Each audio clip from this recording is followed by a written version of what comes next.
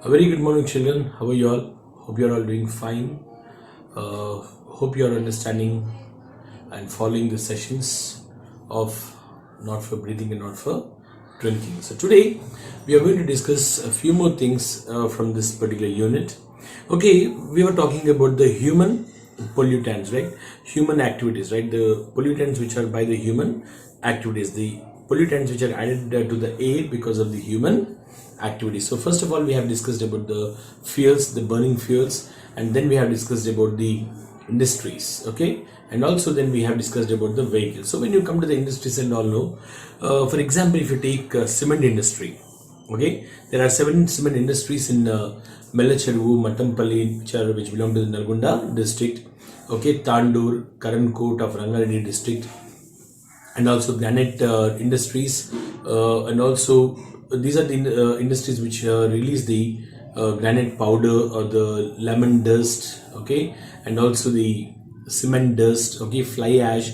All these are the different pollutants which are released by these industries. Okay, and even if you come to the thermal power points also, which is in Ramagundam and also Palvancha in Khammam district and also Karimnagar. Okay, so they also release the pollutants which are really harmful to the air and which are causing the air pollution, especially fly ash, sulfur dioxide, radioactive substances like, okay, and also these are all radioactive substances, sulfur dioxide and the fly ash.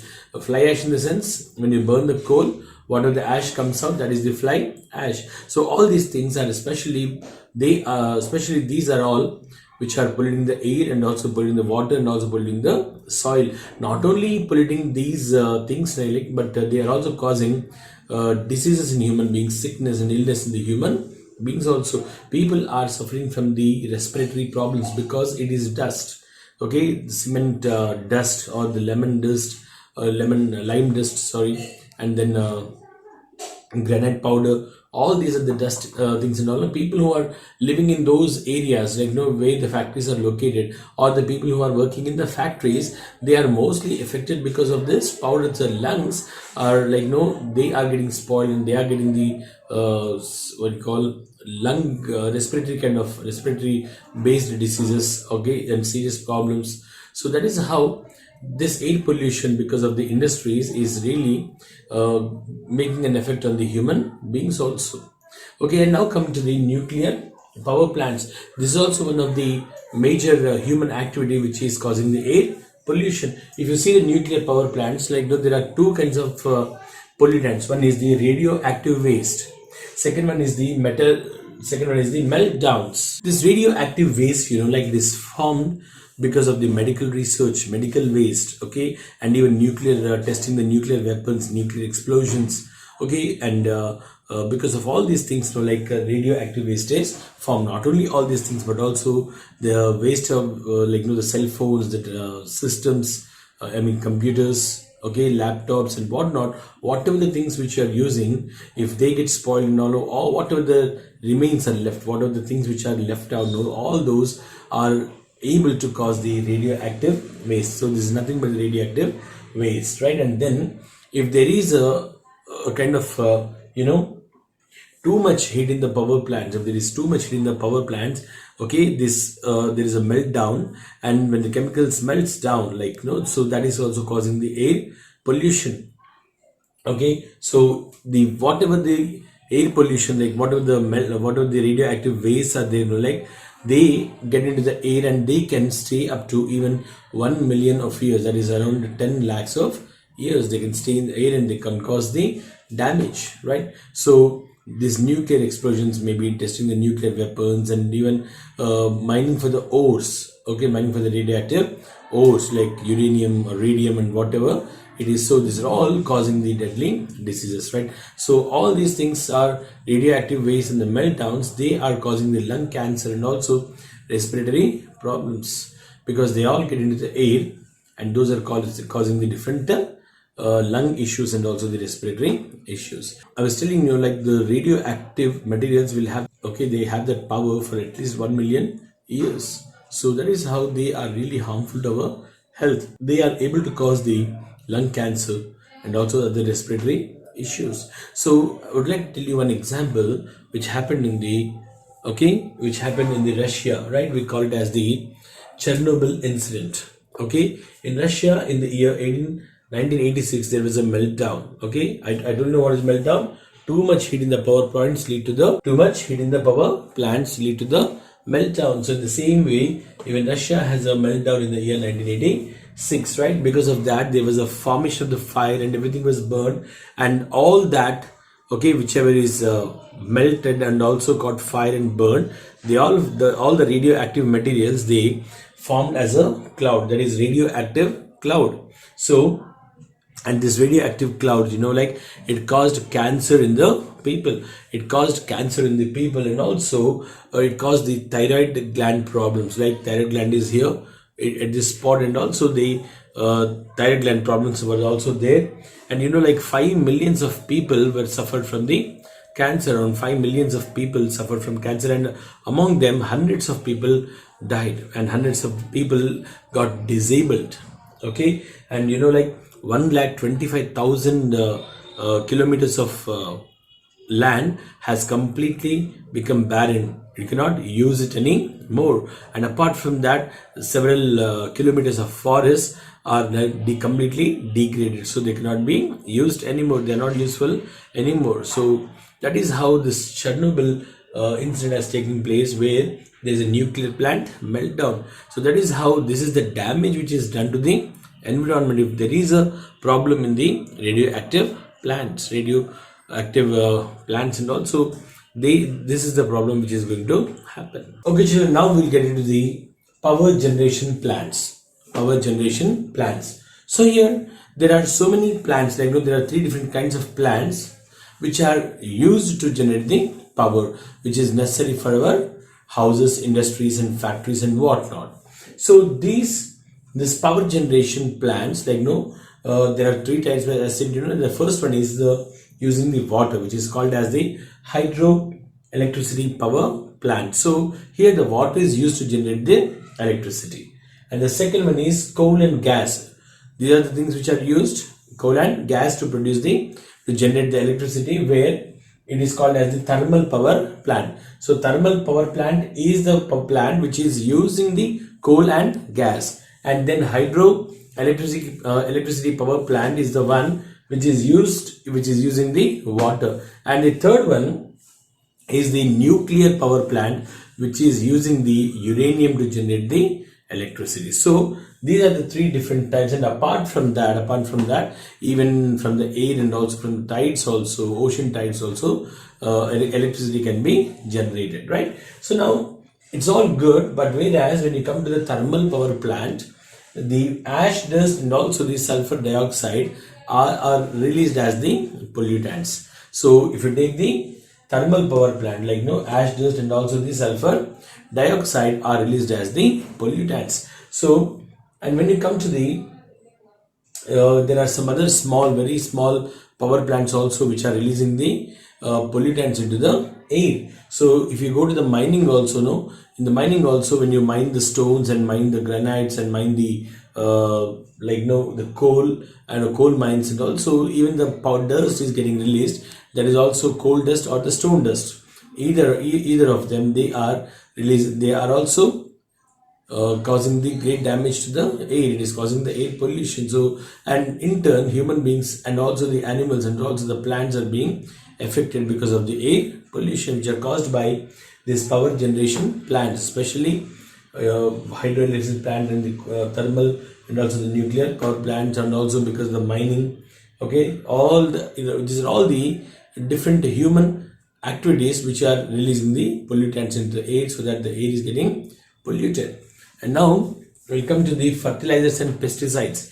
See, the farmers don't like, they'll be using the fertilizers and the pesticides. So if that particular pesticides or the insecticide, if it comes into the air, each and everything which you spray, that will never, definitely, it will not directly go and fall in the plant, and also that will be in the air also. So the air is also getting polluted because of this. Many insects and also many birds which are coming for pollination, which are insects which are coming for the pollination, birds which are coming to eat the worms and all, they are dying because of the pesticides. Okay, pesticides, insecticides, virucides, fungicides, bactericides, different things are there which are used as sprays and all, and these sprays are definitely affecting the air and also causing the air pollution. So next is chlorofluorocarbons. This is what we have to discuss. I think you have the refrigerators in your homes, right? Refrigerators and also air conditioners and all. Okay, and also the sprays which we use, aerosol sprays which we use. All these, what they are doing is they are directly releasing the chlorofluorocarbons into the air. Now, what these are doing is they are destroying the ozone layer. Ozone layer is completely being destroyed by these chlorofluorocarbons. Then you can see the holes in the ozone layer. Okay, so that is how this ozone layer is completely you can see the holes in them, and because of that the ultraviolet rays which are being protected by the ozone layer. Okay, let me explain this to you. I think it will be more clear if I explain this. Okay, now this is the sun, right? So this sun is emitting different kinds of rays which fall on the earth. Out of them, one is the visible rays, second one is the infrared rays, and third are the ultraviolet rays. So these two rays are useful to us. Okay, there is no doubt in that. But whereas the ultraviolet rays are very dangerous rays which can cause great damage to the earth, because they can increase the heat on the earth. They can cause diseases to the people living on the earth. They are very dangerous to the human and also the animal and also the plants. So now these rays also has to fall on the earth, but whereas there is a blanket in between, that is the ozone layer. This is the ozone layer. It is like a blanket. It is protecting the ultraviolet rays to fall on the earth. Ozone in the sense here O3. Oxygen is O2, no?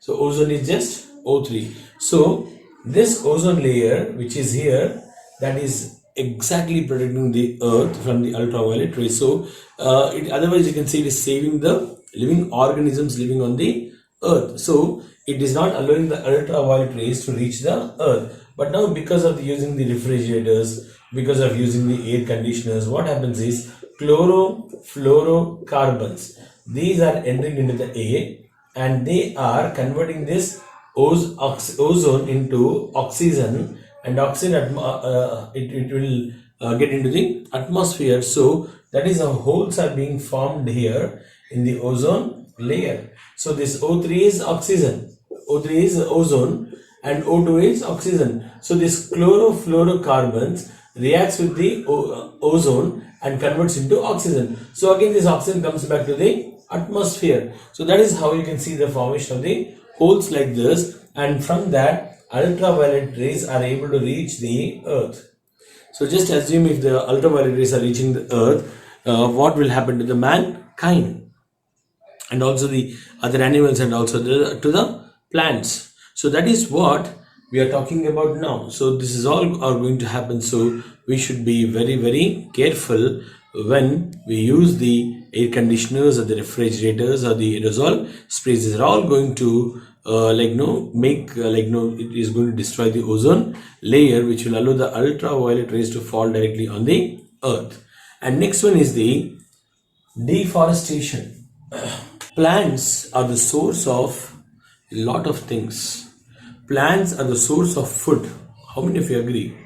If we don't have plants, we cannot survive.